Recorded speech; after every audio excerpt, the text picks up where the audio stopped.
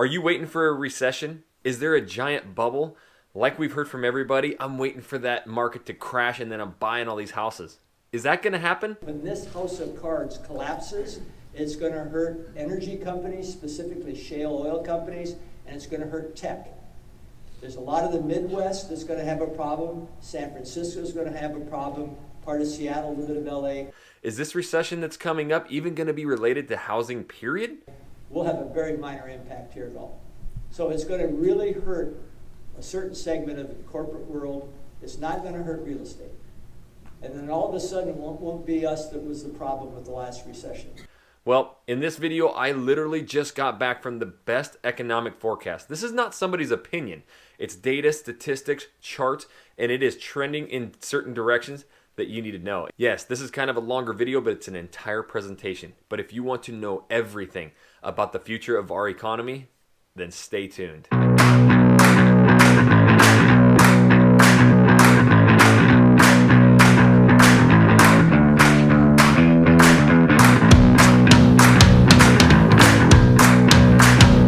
What's up, everybody? This is Jackson Ray Wilkey with the Real Agent Now Group right here in the Portland Metro.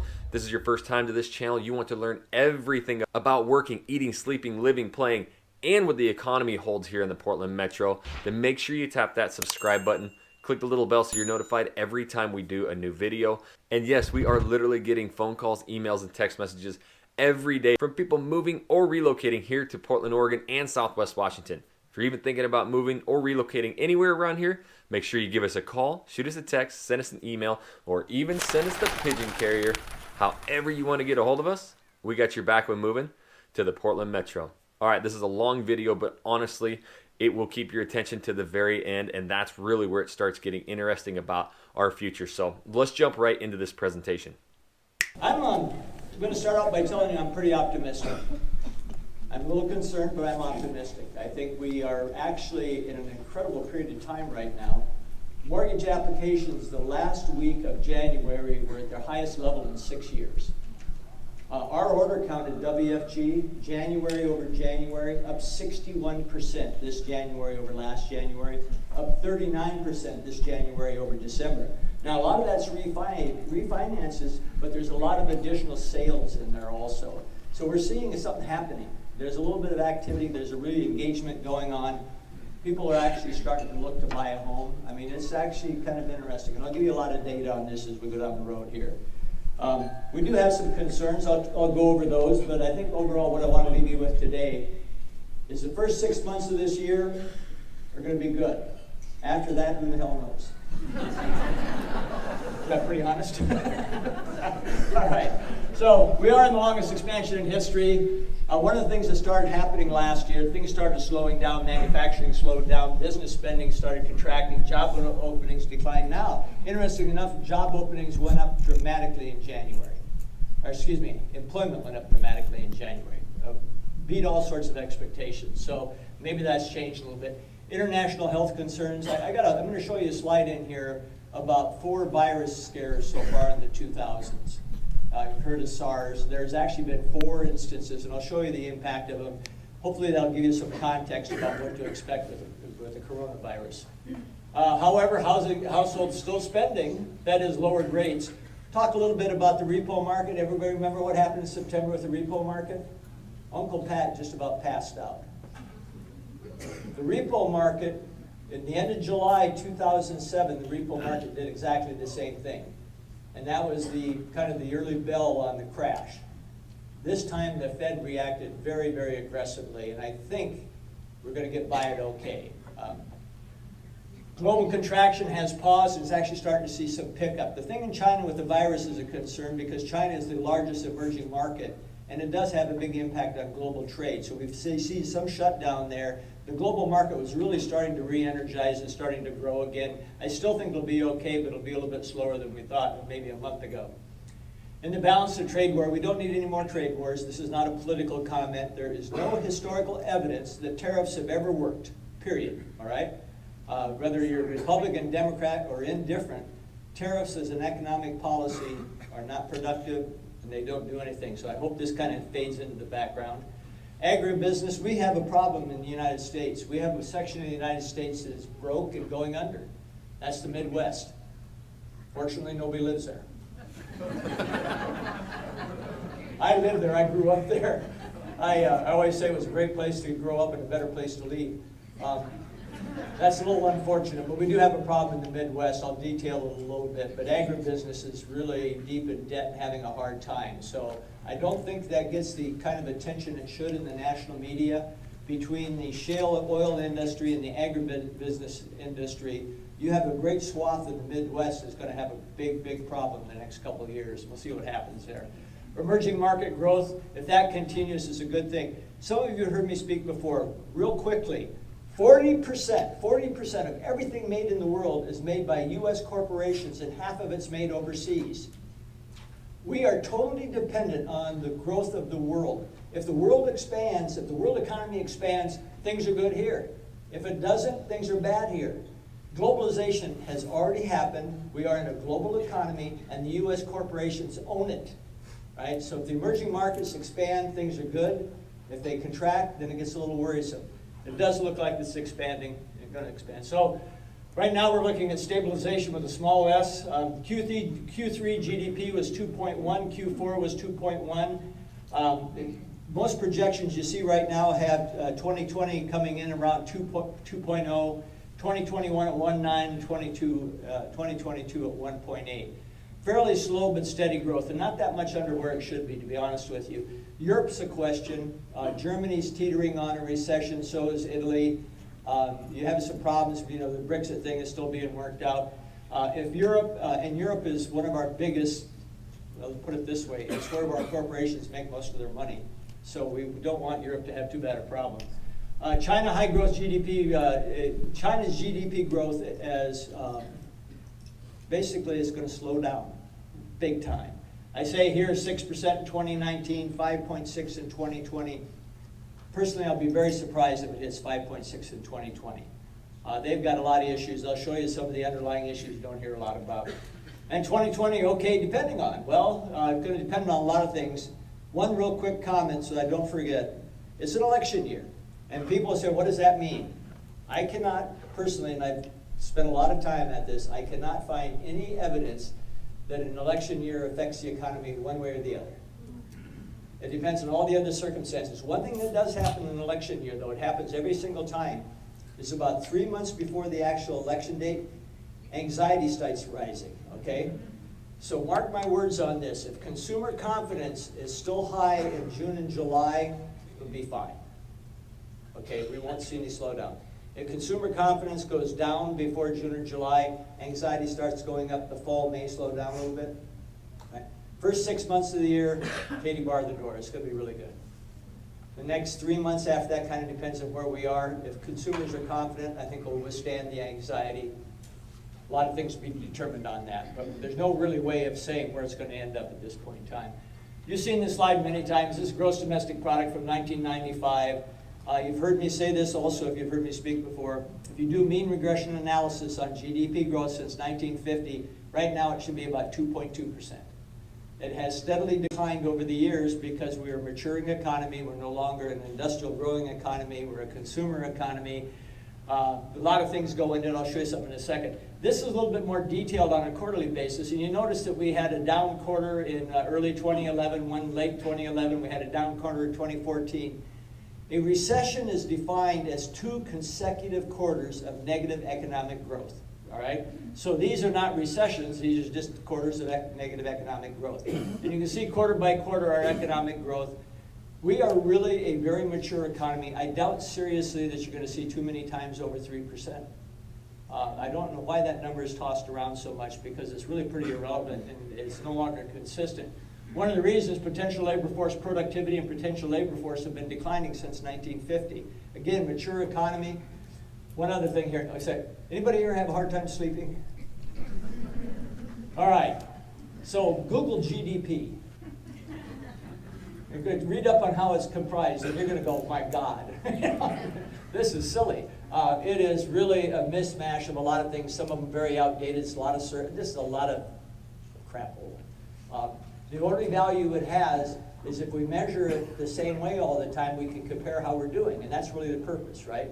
It shows whether the economy is expanding or contracting. It doesn't show you how good the economy is. Here's a funny thing. If GDP didn't grow at all in the next year, we had zero economic growth, the economy would still be pretty good, wouldn't it?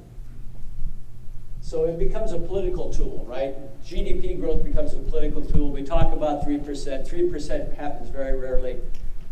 I think that we're probably going to be looking in 2020 at around 2%, and that's just fine. We'll have plenty of job openings, we'll have growth, we'll have expansion.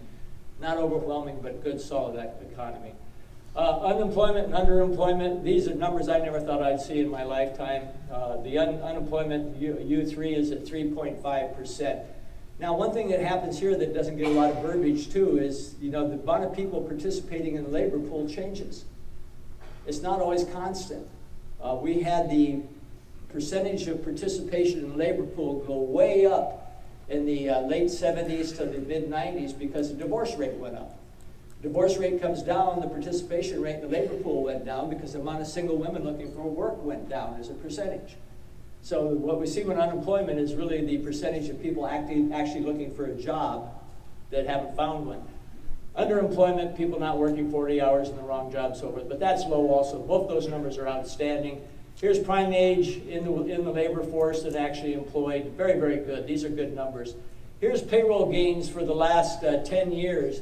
You can see 2019 through 11 months, payroll gains were pretty much steady with earlier on in the recovery. But if you look at 2019 by job growth by sector, education and health services were the big winners in 2019. Business services, leisure and hospitality, construction, trade, and then all the way down to mining and logging was actually negative. So asset value of the American consumer, or the wealth of the American consumer, has gone up dramatically. It's about 110, net worth is about $110 trillion right now. Not evenly distributed, and it really is made up of a lot of different things, but $110 trillion. You can see when the recession was over, it was about $55 trillion. So we've doubled our net worth as a country in the last 10 years. Again, not equally distributed. And I'm going to make a point out of income inequality today because it affects our business, right? We need people, we need a middle class. You and I need a middle class in order to make a good living. We need people coming into the middle class, right? So this is not a political statement, it's greed. Uncle Pat's greedy, he wants more money. So I want more middle class people buying a home. Anyway, so homeowner equity is kind of good. It's almost $16 trillion.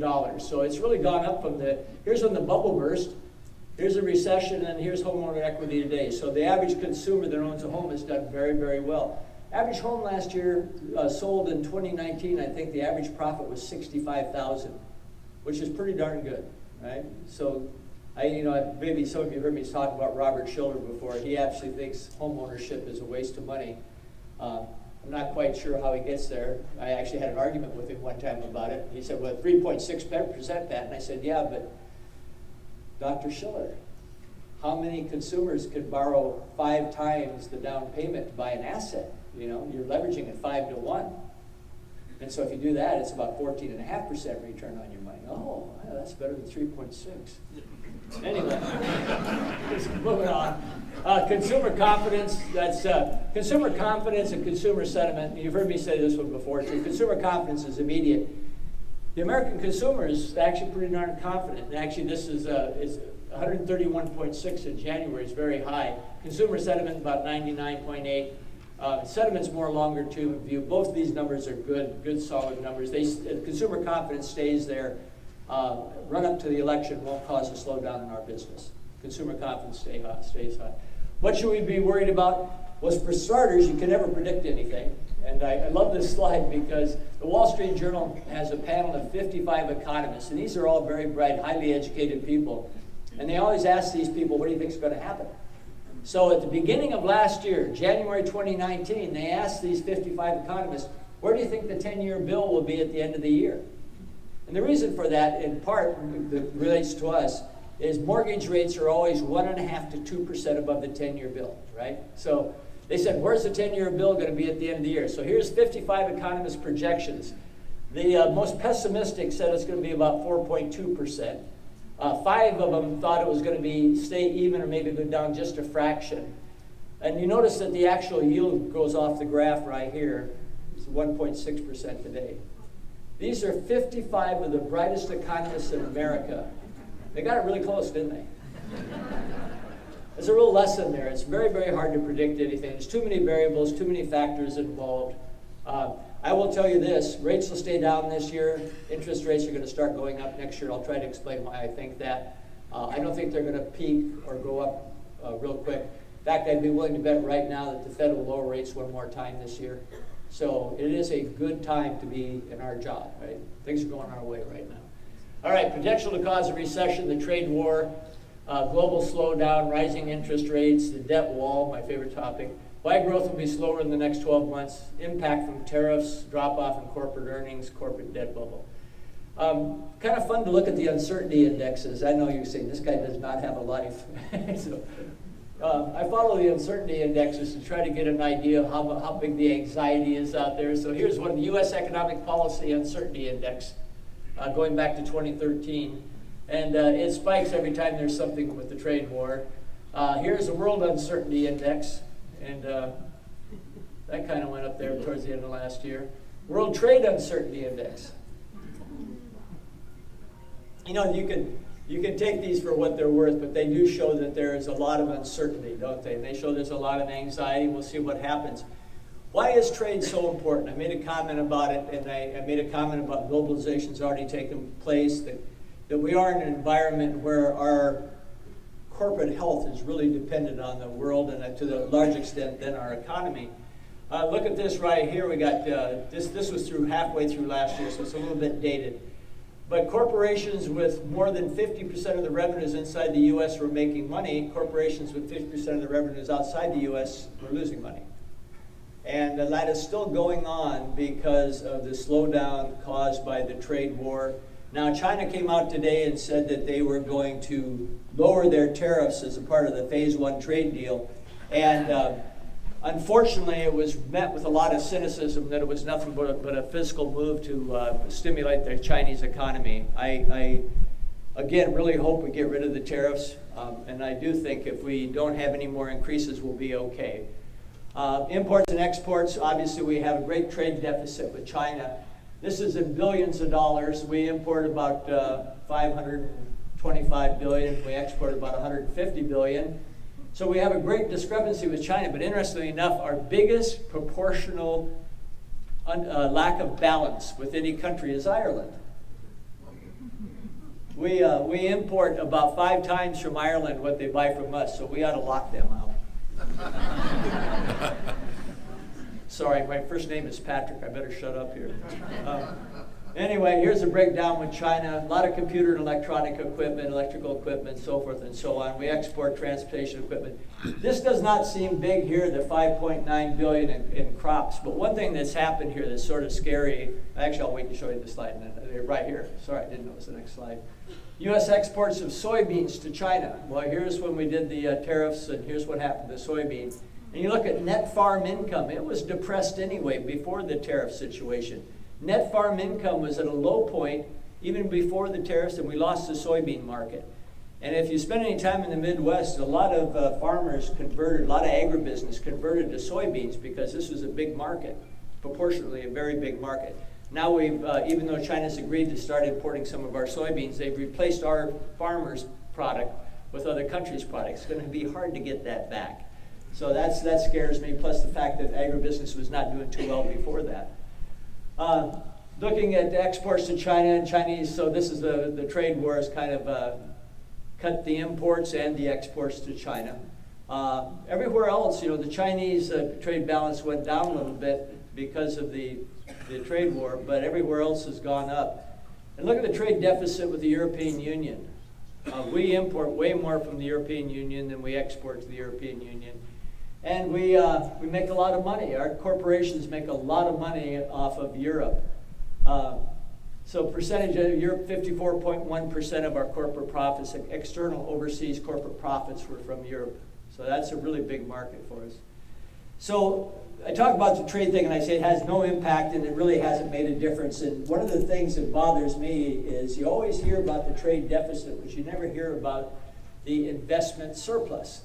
And what happens, folks, and it has all along, Going back to 1985 when we started regularly running a trade deficit, excuse me, we have a very consistent offsetting capital accounts inflow. So we buy stuff from countries, they take that money and turn around and buy our T-bills, our municipal bonds, all our financial instruments.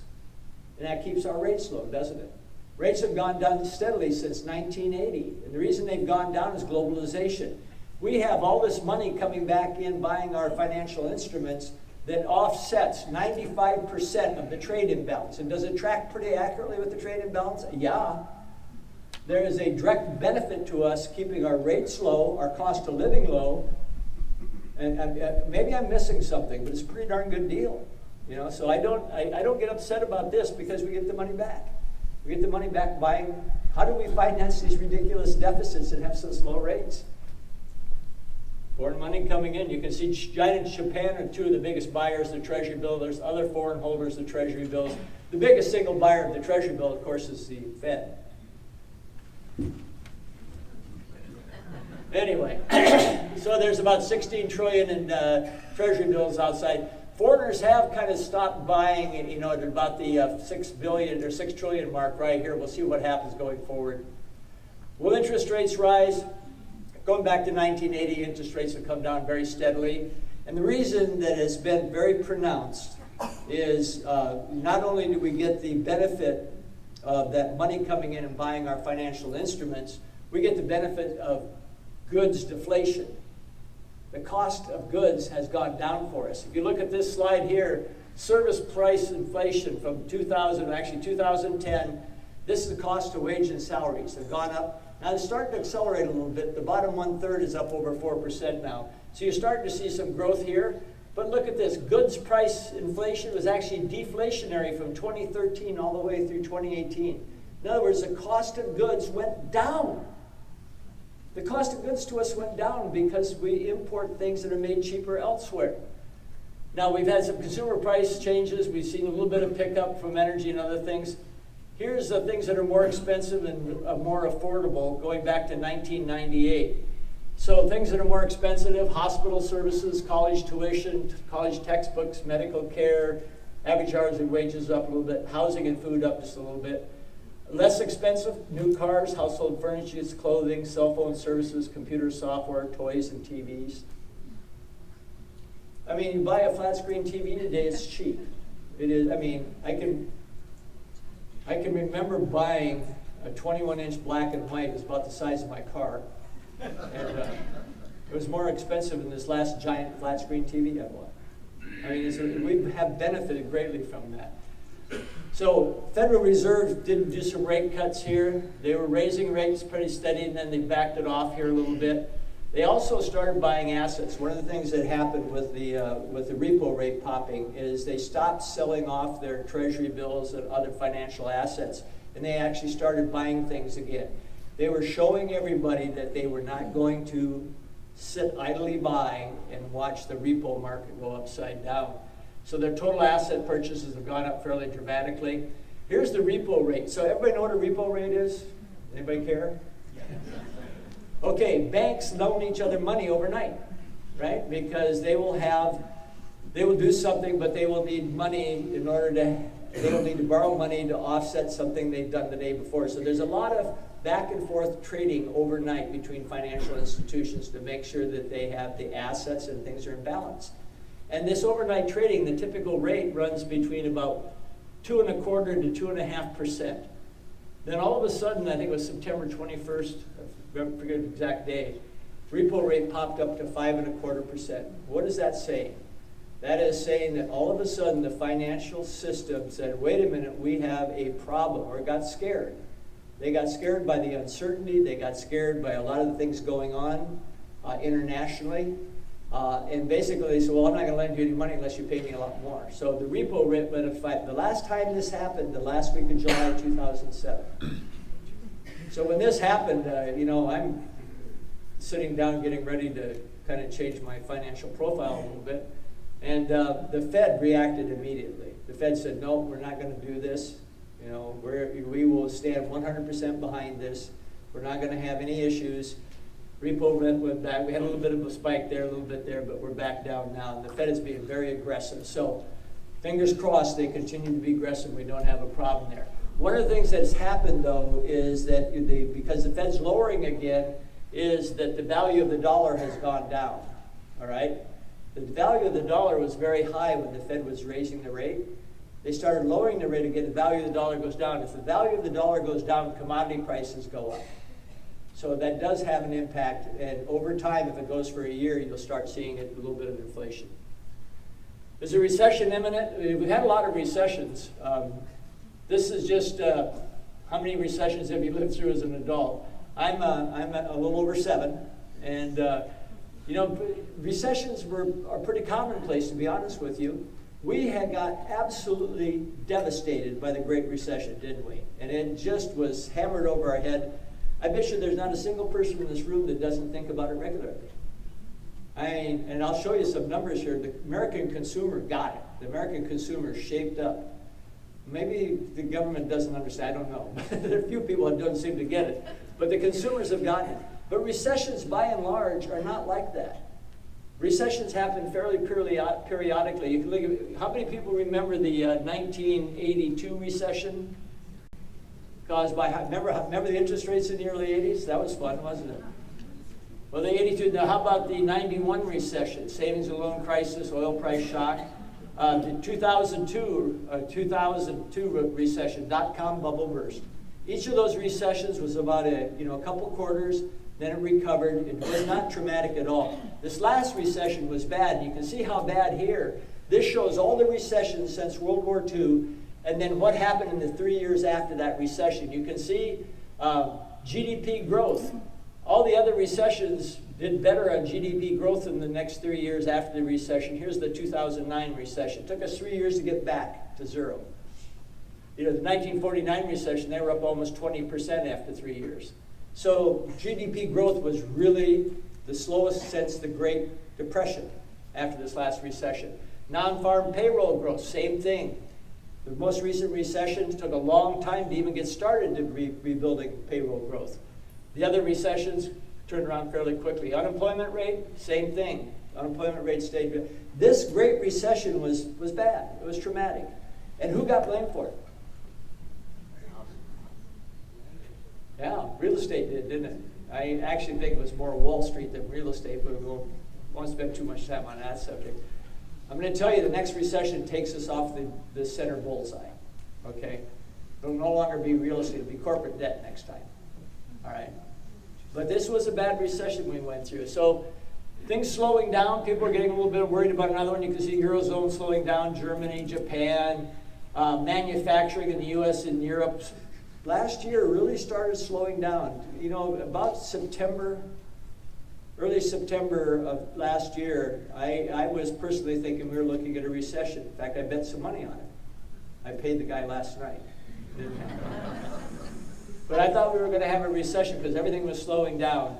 And you can see manufacturing purchasing index, everything was slowing down. German price adjusted GDP, they were at 0.6%. China's industrial output really slowed down. Bankruptcies in China went up. That's good. So a lot of things happened. Things started turning around late in the year. We started to see some evidence that we're going to have emerging market growth. The Davos World Economic Forum talked very optimistically about emerging market growth. Now, something happened here last week, or about 10 days ago, the coronavirus, right? You're seeing a lot of anxiety right now. Wall Street's recovered from it. You're seeing a lot of people saying, how bad will it be? It will impact global growth because it will impact Chinese growth. In fact, I'd probably be willing to bet that Chinese GDP this year will be about 5.3 or 5.4%. So down a long ways from what we thought was the norm at 10%, right? So how bad is it? How bad is the virus? So here are 4 viruses. This is hard for you to see, so I'll just go over it real quickly. 4 viruses since 2000 that got basically the same amount of attention. And I'm not trying to listen, I feel very bad for people that are sick, and it just is tragic to see what happened.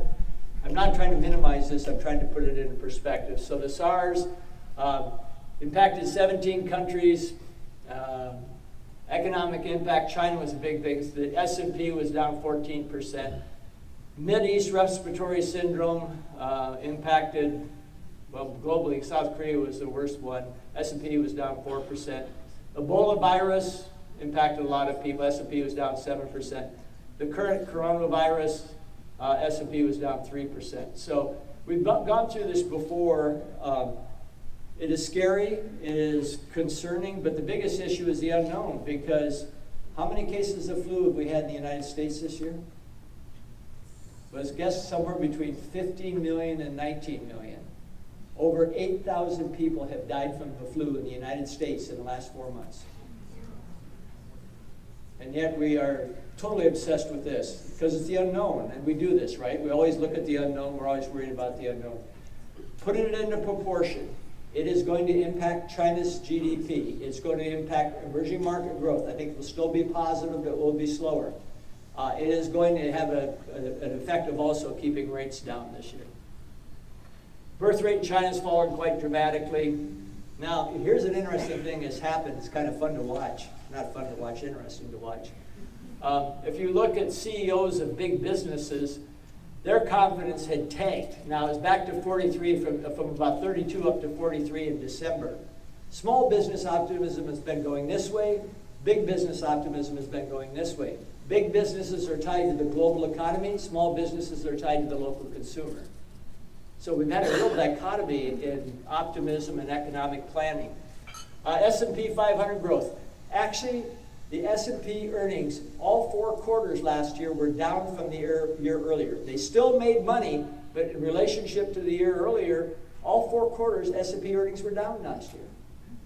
So that's why the big companies, because global economy was slowing down, big companies got a little bit nervous. Capital expenditures dropping, investment. You look at this.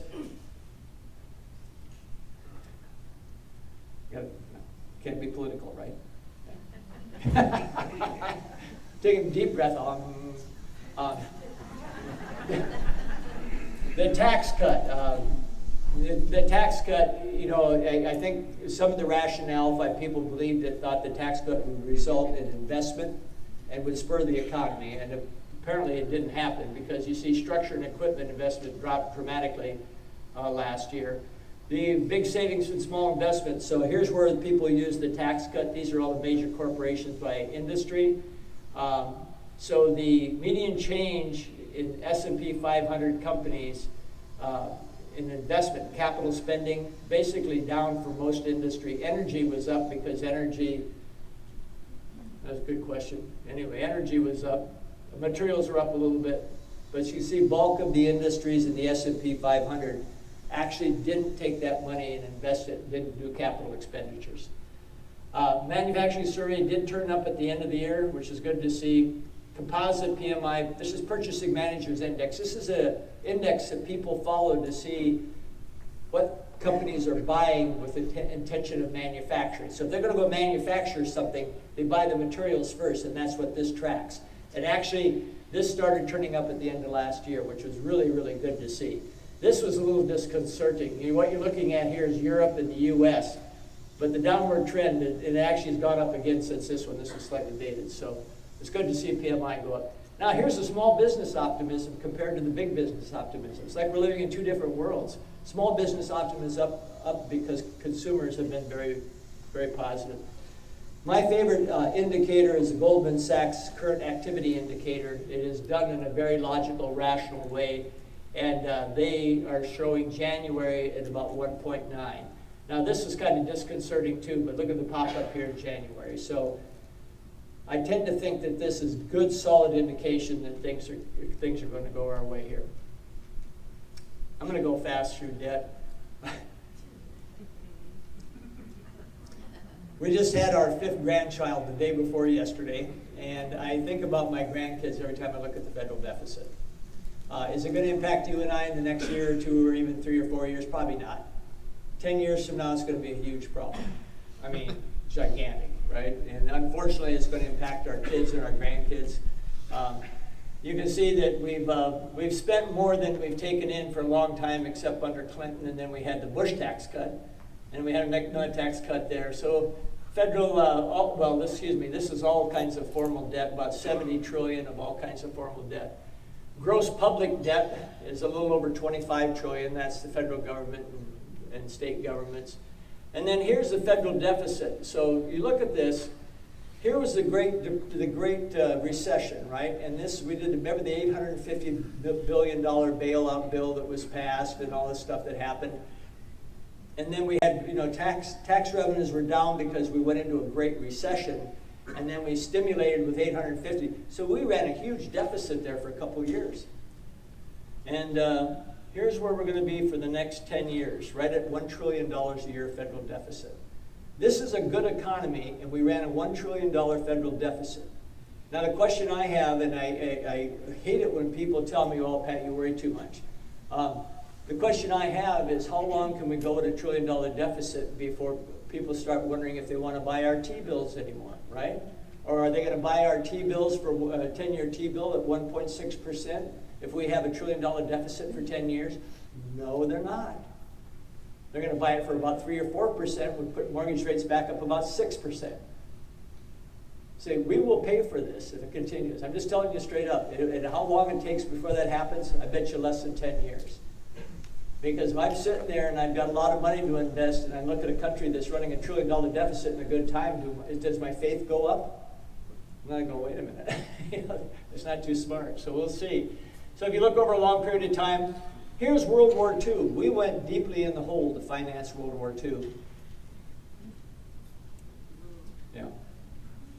Sorry, I get really disgusted with this. Now, household debt. Okay, here's business debt and here's household debt as a percentage of gross domestic product. The American consumer is smarter than the government or corporations. I'm going to tell you straight up, the American consumer has deleveraged dramatically. Corporations and the government have gone through the roof because interest rates are low. Hey, let the good times roll, right? Corporate debt up 66% since the downturn. Was almost a little bit actually, it's probably about 63%. So it was a little over $6 trillion in corporate debt at the downturn. We're at $10 trillion in corporate debt today, 10 years later. And you say corporate debt as a share of GDP is up to 47%. And then issuance of leveraged loans. Okay, so this is globally. The blue is the United States. The red is non-U.S. issuers of leveraged loans. You know what leveraged loans are? That's when you already have a loan on something, you go back and get another loan on it. That's a leveraged loan. And we did about $700 billion in leveraged loans last year. Share of loans, of leveraged loans that are covenant light with no restrictions. You or I go to the bank and borrow money, they have a restriction on what we can do with that asset, right? We can't sell that asset without telling them. We can't mortgage it again without telling them. I mean, those are called covenants, right? Well, covenant-like loans now, of all those leveraged loans, about 75% of them have no restrictions on them. Hey. Does this remind you of anything? Uh-huh. Okay, so I'm on a board of a fairly large reinsurance company, and we do a CLO every quarter, and then we do a lot of things. And we've been watching the rating agencies. And the rating agencies caused us, in our industry, a lot of pain last time. And, of course, they learned the lesson, didn't they? It is still issuer paid. In other words, the entity making the loan is the one that pays the rating agency for the rating. Right? And if you look at this, the red is speculative grade, the black is triple B. So the way rating agencies work, you've got investment grade, which is triple B, A, double A, triple A, mostly triple B and A. Those are investment grade. Below triple B is speculative. And that is a line in the sand between a loan that gets a very good rate and one you have to pay up because there's risk. So if you go back to 2004 all the way through to about 2013, the percentage of speculative grade loans and triple B loans ran hand in hand. And then all of a sudden, everybody got investment grade. I am dumbfounded by this personally. I don't understand it. We did a little research at this reinsurance company, and we found that ratings were being given on new debt based on the last rating. There was no new investigations, there was no new reviews or anything. So what you're seeing happening here with corporate debt is what happened to real estate back in 2004 to 6. Same kind of thing where ratings really don't matter. They matter, but they are not being done. So one thing that's happened because rates are so low that the corporate interest payments to cash flow are very low, and so corporate debt to cash flow is a little bit higher. But corporations have got away with having so much debt because interest rates are so low. And you can see risky firms, ratio of interest expense to earnings. Risky firms is about 17%. All firms is cleared down to about 8%. So as long as rates are low, what's the problem?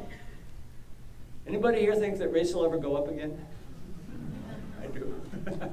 I will tell you, you have a 1.5% increase in rates, and this is a house of cards. It'll be really interesting to see how they react to it. S&P, the big companies are fine. The S&P 500 is fine. Don't see any problem there. It's really the smaller companies. I mentioned CLOs, collateralized loan obligations, structured exactly like collateralized debt obligations were. That was the entity on Wall Street that collapsed with the mortgages in it. Collateralized loan obligations are built the same way with corporate debt. And you can see that the amount of collateralized loan obligations actually passed where we peaked on collateralized debt obligations last year. There's about $700 billion right now in collateralized loan obligations. The non-investment grade ones are getting 9.3% return. Then you can see the double B, the non-investment grade CLOs, they all are having a bit of a problem. This is really a very quiet conversation that's being had now because there's a lot of these collateralized loan obligations that aren't working. And it kind of reminds some people of what we saw back in 2009. So we'll see what happens on that. Total amount of global negative yielding debt, about 12, well, it's actually down to about $10.5 trillion. Okay, here's fun. So, Pat, why are you so worried? American corporations do very, very well. Well, they do. Some of them do really well. Some don't even make money. Look at this slide. What you're looking at here in the dark is very negative corporations that lost money. These are blue ones are corporations that lost money but not as much. In total, 43% of all publicly traded companies lost money last year. The looks on your faces, yeah, that can't be right. Oh, it is. It is. Over 40%, there's 3,500 publicly traded companies in the U.S., 3,500. Over 40% of them didn't make money last year. Hey, what's the problem? So the Russell 2000, you've heard of the Russell 2000 index? 33% of the Russell 2000 companies didn't make money last year. Now the big companies, S&P 500, only about 1.5% of them lost money last year. It's the small companies, it's the oil and energy companies, and it's the tech companies. And it is a house of cards. Corporate debt is out of control. Here's an initial public offering, an IPO. So if you go back and you look at the dot-com bubble, so proportion of U.S. IPOs that are loss-making, at the peak of the dot-com bubble, about 77% of all IPOs weren't making money. Oh, well, why would that stop us? All right, share of CapEx accounted by unprofitable firms. So look at this because this shows how many companies are actually spending money that benefits the economy that aren't making money. You're about 10% of them. Now this is interesting, and all this means is we haven't had a bubble burst. This is the probability of surviving to the next year conditioned on having lost money in consecutive prior years. So very few people are going out of business. 85% could have lost money for 10 years and they're still going because rates are so low and you can get more loans, right? I am trying to tell you this is a house of cards. And it is in the corporate debt world, not in the real estate world. When this house of cards collapses, it's going to hurt energy companies, specifically shale oil companies, and it's going to hurt tech.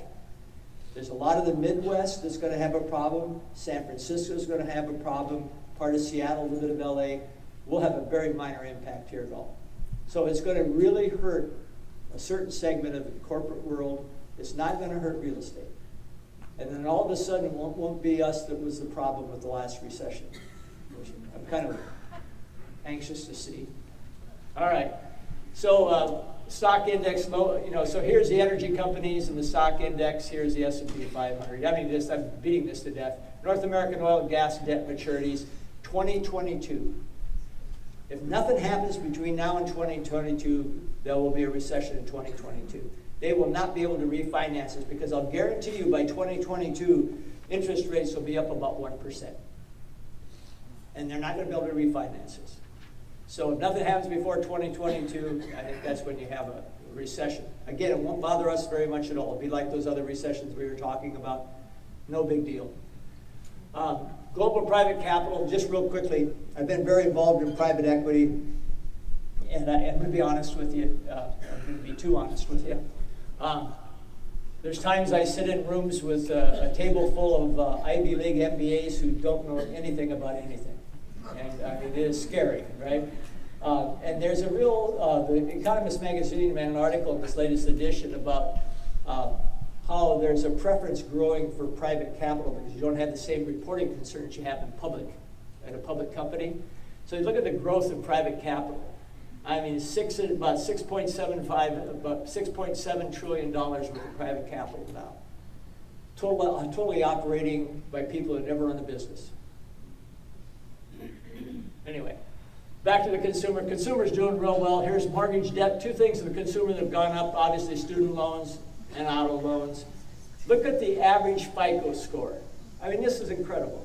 The average FICO score for the average American has gone from about 687 in 2010 to 707. That's fantastic. The American consumer has it together. They actually think about things before they spend their money. Debt share by product type and age, and you can go like the 18 to 29 years olds have a high percentage of college loan debt, some mortgage debt, and then the percentage of student loan debt goes down dramatically as you get older. Mortgage debt becomes a mainstay from 40 through 70. The household income growth versus expenses, kind of interesting to watch. You know, this is household income. It's gone up, but not dramatically since 2008. Housing has ran a little further ahead, although the spread has been pretty steady the last couple of years between the two. Medical's gone up, and then college costs have gone up. Share of people who have negative equity when trading in vehicles. This, I don't know why I'm showing you this. I don't mean to waste your time, but I was stunned by this. Almost 33% or 34% of everybody that trades in a car that had a loan on it has negative equity. The car's not worth as much as the existing loan. Anybody here in the automobile industry? All you got to be able to do is walk in and sign your name and get a loan. I mean, it's crazy. Yeah, I know. I'm telling you this because I'm going to be straight up with you. We're in this industry that paid its dues, got its act together, and is running very, very well. And you look around, you go, my God. I mean, the automobile industry, a lot of the non-profitable corporate sectors, it's crazy. We're not the problem anymore. We're not. I mean, we're actually running a pretty good operation in real estate. Auto loans, credit cards, personal loans, just growth. And you can see percent 90 days delinquent. Here's mortgage debt. It's back to where it was in the early 2000s. Home equity is back, but not quite as low, but it's come down. Auto loans, they've gone up a little bit. And student loans are up. Credit cards are actually lower than they were in the early 80s. So it's really auto loans and student loans are the problem. Farm sector debt, $415.7 billion. I had to throw that in, sorry. Okay, long-term concerns. Let's pick it up a little bit. Impact of slowdown in China, European cohesion. We just had the Brexit, so mortgage finance system, deficit spending, income inequality, cost of healthcare, emerging markets, climate change. These are all long-term concerns worth giving just a couple of minutes to real quickly. You can see Chinese real GDP in China. Look at working age population in China. It's shrinking. They had a single child policy for a long time. The working age population is not growing, it's shrinking in China. Now, another issue there in about, you get a little argument about people how long, but somewhere between 8 to 12 years from now, there'll be over 500 million people over 65 years old in China. Yeah, that'll be interesting. You can see annual corporate bond issuance here, and this is in China, and they're really leveraging up. This is tourist dollars going outside of China, and really what happens is they're taking money out of China and putting it somewhere else. And they spent, this is 2017, they spent $100 billion more in tourism than we did. Okay, so the finance system, mortgage finance system, I was really pleased to see that the QM patch is going to be extended indefinitely. It was supposed to expire Q1 of next year, and that would have been a problem because the idea of had to have 43% income to loan or less, that would have probably been lowered significantly. Qualifying mortgages would have been harder to get. We do not have a good mortgage system right now. It would have gone to hell in a handbasket if that had happened. There is a lot of talk about getting the GSEs out of conservatorship. I'm sure you're aware of this, but the Freddie and Fannie don't really exist. They're part of the U.S. Treasury now, have been for 10 years. The U.S. Treasury bailed them out. The U.S. Treasury put $194 billion into those companies to bail them out during the downturn. They've collected $325 billion so far, and don't want to give them up because it's a nice little cash cow, right? But I think you're going to see something happen in the next couple of years here. One thing that I just show you on this slide real quickly, this is back when Wall Street was securitizing mortgages. You're starting to see a little bit of it in Wall Street now on high-end mortgages and on some non-qualifying mortgages. I would really like to see an independent private securitization market redevelop, but redevelop in a rational way, right? And there are firms looking at it. Goldman Sachs, I've actually had a couple meetings with Goldman Sachs, and they want to do it, but at the rates right now for mortgages, it doesn't make any sense. It's really hard to securitize mortgages when you're getting 3.6%. So we'll see what happens here. I'm not less worried about this than I was a few months ago, but long term, something has to be done. How many people here were in the business when mortgages were done by S&Ls? Yeah. I mean, so we have gone through changes in our lifetime, and we'll see more of them. There's no immediate problem here, is I guess what I'm trying to say, but we will see some changes. Fannie and Freddie did start allowing 3% down payments, and that picked up pretty dramatically. That's helped a lot. Federal Reserve holdings of mortgage-backed securities, they started to sell them off. They've stopped doing that. This is actually out of date. This is Fannie's projection showing actual 2016, 17, 18, almost actual 19 and projections for 2020. I'm here to tell you that this is going to be a pretty good year. It's going to be a better year than we anticipated, both for resale and refi. It's going to be a good year. And then, so bank holdings of foreclosed loans, banks are back to where they were. I'm sorry I keep ranting about the tax cut. Here's a percentage of the federal budget that is spent servicing the debt. And you can see, you go back when the downturn, we got high, we're back up there now. Oh, and here's a percentage, actually, we're clear back to where we were in the 80s in cost of federal debt. How about income inequality? I got to show you this slide, and you got the ability to download this and look at it. This is very disturbing. It's disturbing to me because it's going to impact our business. It's going to impact our business because we're not creating a middle class anymore. Real quickly, 1962, 2018, bottom 50% of Americans, total wealth was $3,528 in 1962. 2018, it was $5,156. Bottom 50% of Americans, net worth went from $3,500 to $5,100. Their taxes went up. Next 40%, net worth increased from $73,000 to $259,000. Their taxes went up. Right? And if you look down here, the top 0.1% from 30.9 million to 349 million, the taxes went from 53.6 to 29.4. There is a disconnect here that is going to be dangerous for us. Pardon me for editorializing in a social manner, but it is scary to me what this impact of this will be. We are disenfranchising the bottom 90% of Americans. They're paying the same effective tax rate or higher. They're not making any money. And rich people are getting richer. Top 1% income, 1975, a little over 10%. Today it's 20%. Top 0.1% is almost 9% of all income. But that was only 2015. It's higher now. This is the top 0.1%, up over 400% since 1980. The rest of the top 1% up about 175%. Here's real economic growth from 1980 to today. So the top 10% have done as well as the economy or slightly better. Everybody in the bottom 90% have done less well than the economy as a whole since 1980. The bottom 50% income has grown 1/3 of what the economy has grown since 1980. I don't know where people are going to be buying, who's going to be buying homes and doing starter homes in 10 years. I don't. This has got to change. We're killing our middle class. And look at, I'm an Eisenhower Republican. This is not an editorial. This is not a political editorial. I very much believe that we are destroying the middle class with how we've done this. So hopefully this changes. You can see wealth for the bottom 50% of Americans. There's asset liabilities. So the wealth of the bottom 50% of the United States in 2002 is bigger than it is today. It was bigger than it is today. So the bottom 50% of Americans are worth less now than they were 18 years ago.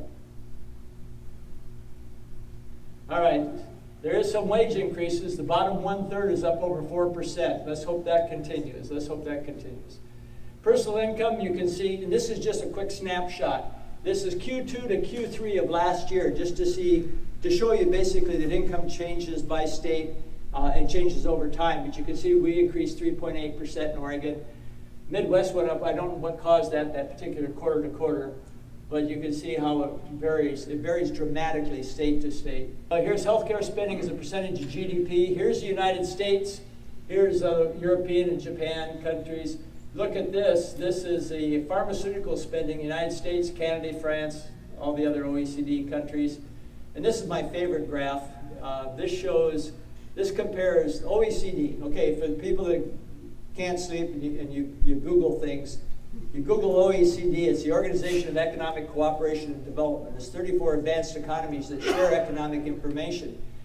And one of the things they share a lot of statistical information on health, longevity, and all that, cost. And you can see in 1970, the 10 biggest OECD countries outside of the United States and the United States both had life expectancies of about 71 years. Those 10 other big countries spent a little over 4% of their GDP on health. We spent a little over 6% of our GDP. Go forward, and here you are in 2016, those 10 OECD countries, average life expectancy of 82 years. We have an average life expectancy of 78.6. They're spending an average of about 11% of their GDP, and we're spending over 17%. So people go, well, yeah, Pat, but let me tell you where our healthcare system came from in this country real quickly. So in 1942, as a result of Pearl Harbor declaring war, the government decided that they would enact a law that said you couldn't use financial incentives to hire people from competing companies because they didn't want the production disrupted. They didn't want the supply chain disrupted by companies hiring everybody else's people, right? So they said you can't use financial incentives to hire your competitors' people. So Kaiser Shipyard came up with the idea of offering health care. Now you had to be employed and you could have no pre-existing conditions, but he used health care to hire people. And that is our healthcare system in the United States, a workaround of the 1942 law. And yet it gets defended. Personally, I like Germany. Germany has, you could either have a single payer system or you can opt out and buy as much insurance as you want. You can have it both ways. There's no reason we can't do it both ways. So, one man's opinion. All right, rise of emerging markets real quickly here. You go back to 1992, the 34 advanced economies were about 58% of the world's economy. The 150 other emerging markets were 42%. Today it's just the opposite. When I talk about the emerging market being really important, emerging markets expand, we'll do fine. They contract, we'll slow down, right? They are 60%, over 60% of the world economy, and our corporations live off of them. Extreme weather conditions, one of the things that came out of Davos also was a real concern about climate change. And you have, talking about private equity, you have a couple private equity companies now that will not invest in companies that have disproportionate carbon footprints. So you're starting to see some economics around weather events and around that. So housing, if nothing else out of today's presentation, look at this slide. Look at this. Housing starts, monthly housing starts. 1.6 million in December. This high back to 2006 levels. Look at this spike in housing starts. I've been waiting a long time, and I thought this was going to go like this for another 10 years. We had in December housing starts at a 1.6 million annual rate. This is back to normal. Finally, we're having a normal housing start.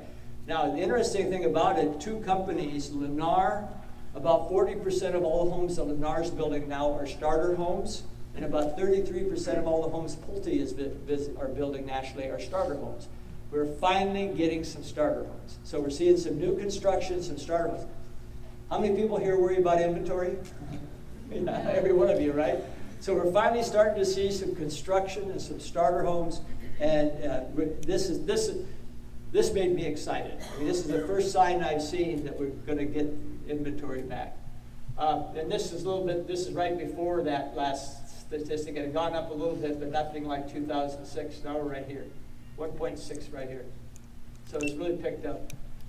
Contributions of real estate to GDP have been really bad since this recovery because real estate hasn't recovered. But if you look on if you compare each November with the prior November, the number of housing sold, I mean, you tend to look at statistics that go like this.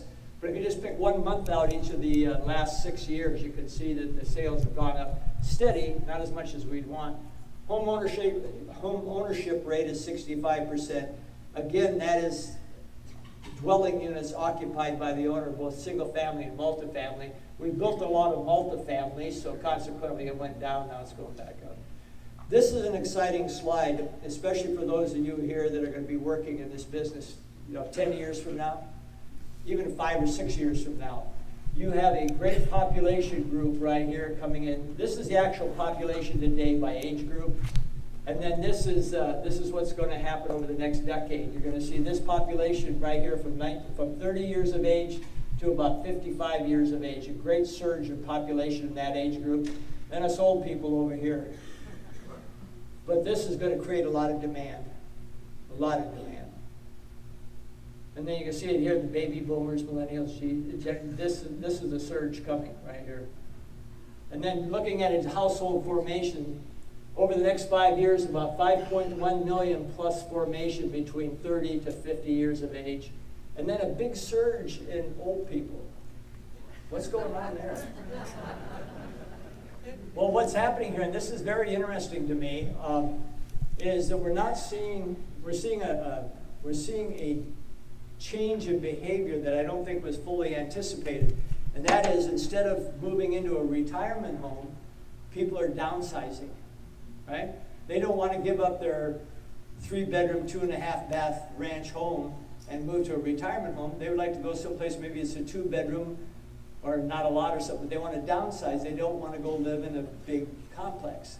So there is going to be a lot of business in that segment, right? It's got, instead of move up, it's move down. But a lot of that's going to happen. All right, so Midwest, here's population by, the South has been the big gainer in population since the downturn. The West, quite a bit. Northeast and Midwest, not so much. Housing demand, still kind of the same things driving it. Tired of current home, getting married, moving in with a partner, planning to increase family size. Socially there's a lot of commentary about being a social change, but there really hasn't been any. It's more about economically driven than any social change. And then ownership rate, this went down, started back up. We'll see what happens on that. I think it'll return to normal over time. And the Realtors Confidence Index is still pretty good. Good time to buy a home, 63%. Good time to sell a home, 74%. Home purchase sentiment. We had a little problem there, and then the rates went down and came back, so things are pretty good. Looking at characteristic of ownership, you can see this: owner occupied 64%, apartment rental 15%, duplexes, triplexes 7%, single family residential rental has gone up, it's 14% now. Mortgage and positive equity 39%, and home mortgage 23%. Mortgage availability though is still below where it was back in the 90s and 2000s. It's getting better, but it's still pretty weak. 20% down payment. that was articulated standard, but it's really not. About 75% of all home buyers put down less than 20% last year. Now this is interesting. This sort of surprised me looking at this because I had assumed that first-time buyer age had gone up, median age for first-time buyers had gone up dramatically. It really hasn't. All buyers has gone up dramatically, repeat buyers have gone up dramatically, but first-time buyers hasn't gone up that much. This is a very fun slide to look at. You can see homeowners' equity and debt outstanding. Here's the homeowner's equity, and here's debt outstanding.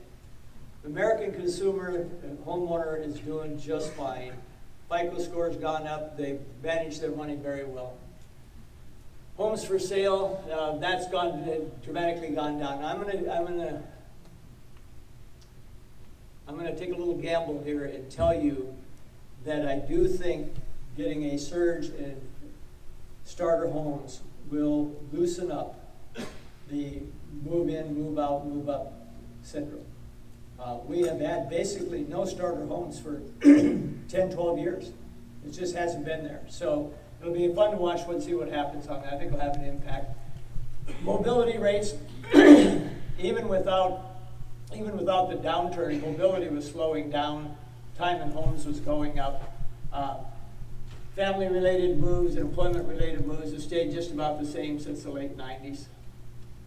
And then this is a chart that shows the percentage above the 10-year for mortgage rate. It is always between 1.5% and 2%. So look at the 10-year, you can see where mortgage rates are depending on availability and how long it's been there. The rates will go up and down between 1.5% to 2% above the 10-year. 10-year was 1.6% this morning, and I think I saw a 30-year quote at 3.54. This is a problem we've all looked at. House prices have gone up faster than wages. This is a worthless slide, but it is. I mean, first of all, when this first came out, you know what I got out of this when I first saw these numbers? That they don't have an idea in hell what's going to happen.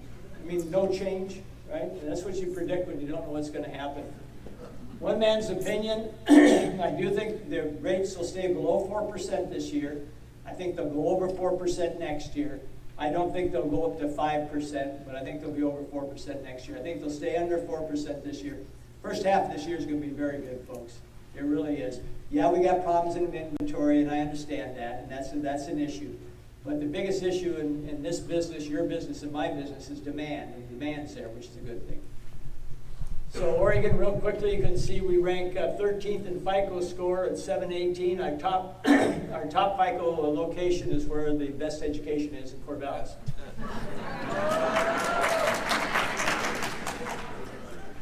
Nobody threw anything. All right, states with the strongest job growth. We've had pretty good job growth here, 2.3%. You can see states with the strongest job growth. Been good.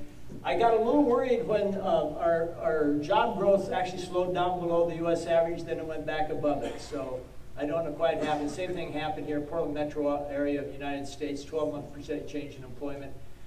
Give me a second on this one, because this is fascinating to me, and this talks a little bit about where we're going in the future. You can see the United States employment by industry. For the United States, government is 14.7% of all employment, and Oregon is 5.3%. Or Portland, Vancouver, Hillsborough, sorry, it's 5.3. And you can see construction is 8.5% nationally, it's 16% in Portland, Vancouver, Hillsborough area. Train transportation, 14.2. It's about 8.5 here. Professional business services, 14.2, 4.3% here. I'm going to tell you something that I see happening in the Portland, Vancouver area. You're going to see a growth in professional, financial, business services over the next 10 years.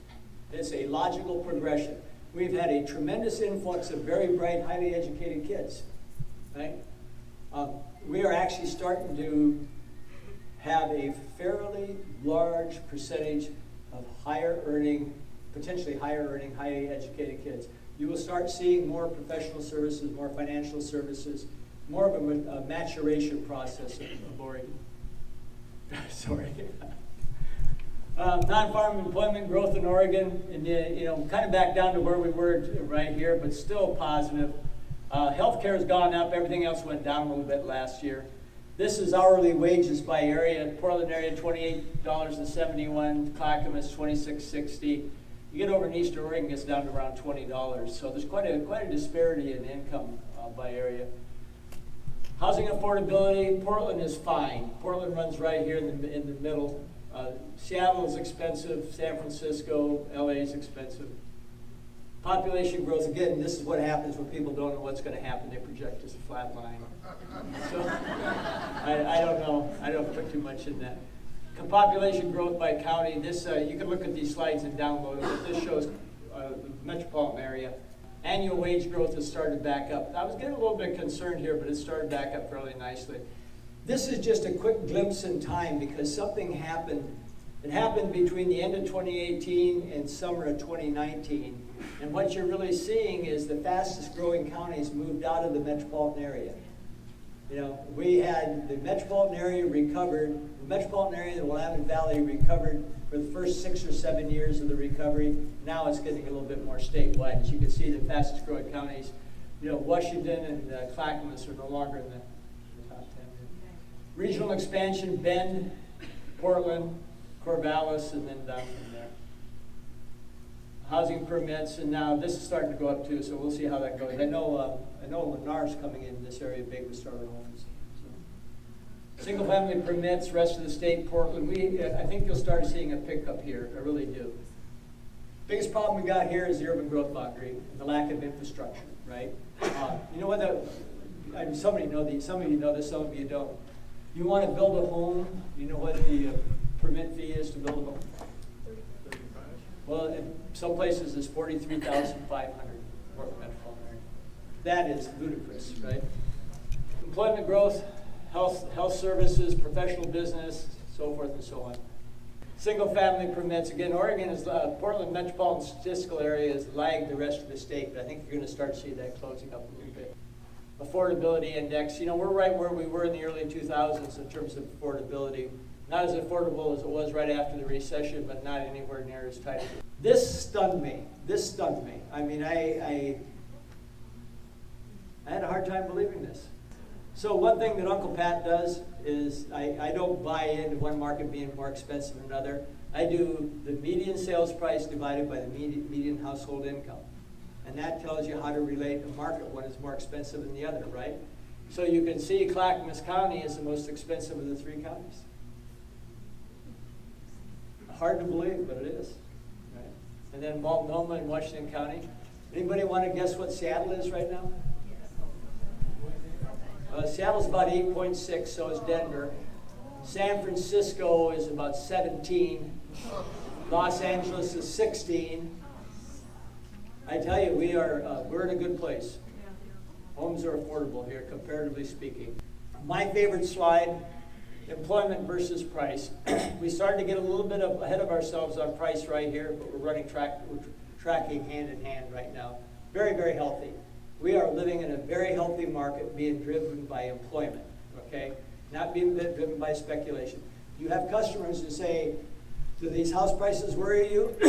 Point out to them that these house prices are demand driven based on employment. That's sustainable. Typically do not get a bubble. You don't get a drop in house prices in this kind of metric. You notice here, we had house prices running way ahead of employment. That's called a bubble, right? And they dropped. That won't be a drop from here. All right, thank you. All right, I hope you enjoyed that presentation if you stayed throughout the entire time. Again, we are helping people move here, relocate here. We love giving you the exact insight. Looks like the market's pretty good here in Portland, Oregon. No matter what recession hits, I think we're going to be fine. So if you are moving, relocating anywhere in the Portland Metro, make sure you reach out to us and give us a call, shoot us a text, send us an email, or even send us the pigeon carrier. However you want to get a hold of us, we got your back when moving to the Portland Metro. And until the next video, we'll catch you later.